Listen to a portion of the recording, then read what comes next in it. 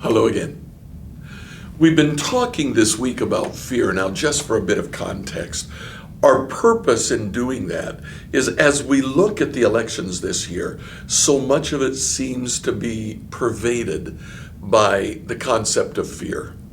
Candidates are not running so much on their own merits or even on issues as much as look at what you have to fear if the other person is elected. Fear tends to predominate in our society today. Fear of COVID, fear of what might happen if the other person is elected, fear of being caught in a demonstration. Fear. It just seems to control us. But it doesn't have to. So Jesus begins teaching about fear. In the book of Mark, the first half of the book is dedicated to the disciples learning who Jesus is as they reach a particular point in Mark chapter 4. After a series of parables, Jesus tells his disciples, let's cross Lake Gennesaret and let's go into Gentile territory. The next day, he sees a demon-possessed man and casts the demon out of him. On the way, Jesus lays down. He's had a long, hard day of dealing with people, of teaching. He's asleep when the winds rise up. Waves begin to crash over the side of the boat. Jesus still sleeps through all of that. He must have been exhausted. But the disciples, who, remember, are professional fishermen, think they're going to die. So they wake Jesus up and say, Lord, we're dying. This is when, verse 39, Jesus woke up.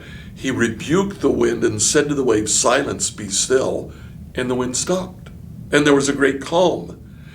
Then he asked the disciples, why are you afraid? Do you have no faith? The opposite of fear is faith. Faith conquers fear. When the disciples were afraid, Jesus said, you need to increase your faith. After Jesus heals the demon-possessed man, he goes back over into Jewish territory. A large crowd comes up to him, and a local synagogue leader named Jairus says to him, my little daughter is dying. Please come and lay your hands on her, heal her so she can live. They start off. On the way there is a woman who has been afflicted with some sort of internal hemorrhaging for years. She spent all her money with doctors to be healed, and nothing helped. She sneaks up behind Jesus, touches his robe, and she's healed. Jesus feels it, turns around and says, who touched me? The woman, in verse 33, then the frightened woman, trembling at the realization of what had happened to her, came and fell at his knees, told him what she had done. He said to her, daughter, your faith has made you whole. She came frightened and trembling. He said, no, your faith has healed you. They make it to Jairus' house. His servants tell him, your daughter is dead. Jesus takes James, John, and Peter, mom and dad, and goes into the room where the little girl is laying. And Jesus says to the father, don't be afraid, just have faith. Faith conquers fear.